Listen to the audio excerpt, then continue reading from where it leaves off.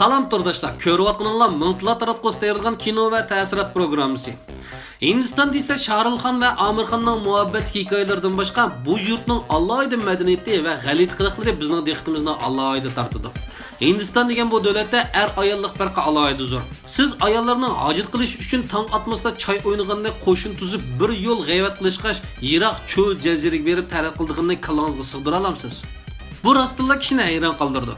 Ammo haqiqatan Hindistonning bir yurtida ayollarning hojatxonaga kirish ma'ni qilinadi. Xo'sh, undaqda biz bugun mushundaq bema'ni voqelikdan qahramon kelib chiqqan film hojatxona qahramonini bir ko'rib o'taylik.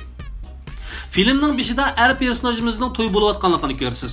Biroq buning pushqaq hamma yerga nazar tashlabmi chiroyli kelinchakning simasi yo'q bu yerda deb qolmang. Ha, asli bu inak dal kelinchak. To'y deb yaqiningizga tishlashga oldirmang. Texmi cho'ng karomatlar tex keynida. Asli dadisining xurofiyligidan bu amalsiz bir qilg'i o'yinib baloyapatni saqlanmoqchi bo'ldi. Baxshilarning deyishicha so'l qo'lida ikki bosh barmoqqa bor qizlar buning yotliq bo'z bo'ladi ekan. Biroq jahonda ham ko'ngildagidek ham bundoq barmoqli qizni nadimi topadi kishi. Amalsiz inak uylangan yigit mushunda g'alitlik bilan tuqqanlarining baxt tilishiga erishdi mana. Meni o'ylantirib qo'yg'ini ular to'y kechini eg'ilda o'tkazami yoki o'jurdimi? Agar eg'ilda o'tkazsak ko'p salamu yoki samonmi? Ishqilib bu to'g'risida filmda aniq javob yo'q. Ammo aniqki bu yigit ota-onasining gapidan chiqmaydigan xalqning yaxshi bolasi. Uzun o'tmay bu yigit tasodifiy uchratgan bir qizni yaxshi ko'rib qoladi. Bu qiz oilasi yaxshi, o'zi bo'lsa bilimlik, tarbiya ko'rgan chiroyli qiz. Biroq uning normal kishilardeklar so'l qo'lda birla bosh barmog'i bor. Shunglashqa aniqki bu yigitning xurofiy dadisi bu to'yga hargizmi qo'shilmaydi. Biroq muhabbat oldida bu qanchalik ish. Amalsiz bechora qiz yalg'on barmoqni taqab, dadisining og'zini tuvoqlab, bir juplar o'ngishli qoldi to'y qiladi. Nima degan moslashqanlar bu, ha?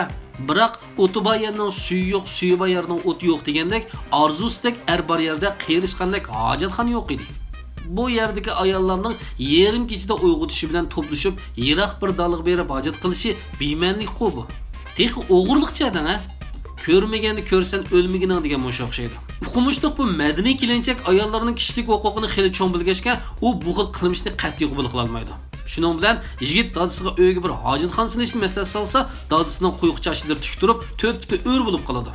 Zada nimishqa? Bu mushu yurtning urf-odati, madaniyatiga to'g'ri kelmayotganmish. O'z tartini o'z uyiga chiqarish baloyafat epkilar ekanmish.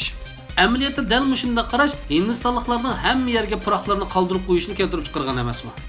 Mayli qandaqli bo'lmasin, qiz bu ishga zodlik ko'nalmaydi. Yuvosh yigitmi ayolni xo'sh qilish uchun xeyli tirishchiliklarni ko'rsatdi. Masalan, ayolni qo'shnisining uyiga akirish, yaqin atrofdan bir hojatxona o'g'irlab, saqchiga tutilib qilish, hatto mototsiklda poyezdning vaqtincha to'xtashiga ulgurib darhol hojat qilib olish degandek. Biroq bu qandaqmi masalalarni tub negizini hal qila olsin. Poyezdning hojatxonasiga so'linib qilib, vaqtida tushanmay xotindan ayrilib tashlab qoldi o'tixi. Bechora yigit o'ngga qarsa dadisi, so'lga qarsa ayoli. Xeyli chidashlik kelingan bu. Xotindan ayrilgan yigit ochiq kelib, yezi boshliqni izlab berib, ommaviy hojatxonadan birini silishni talab qildi. Biroq ularning tumoq yezdagi ayollardan tortib bu talabga qo'shilmaydi. Bu kallaning qatmanligiga hayron qolasiz. Rostli kishining ham nafrati ham istashligini qo'zg'amay qolmaydi.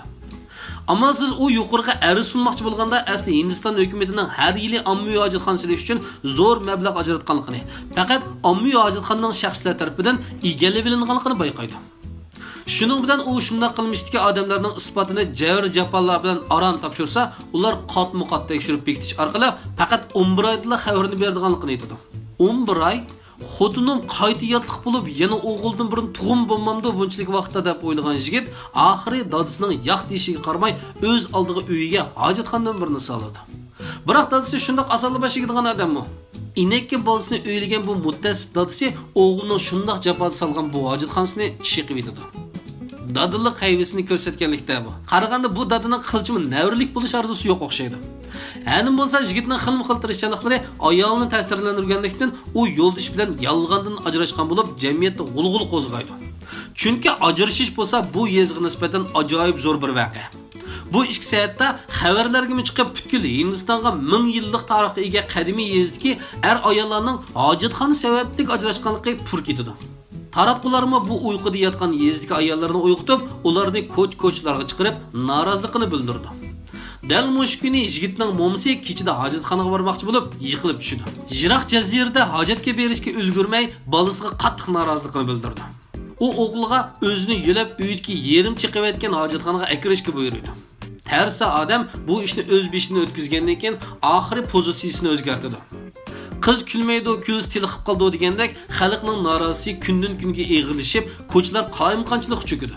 Hindistonmo oxiri bu eg'ir masalaga alohida qaraydi.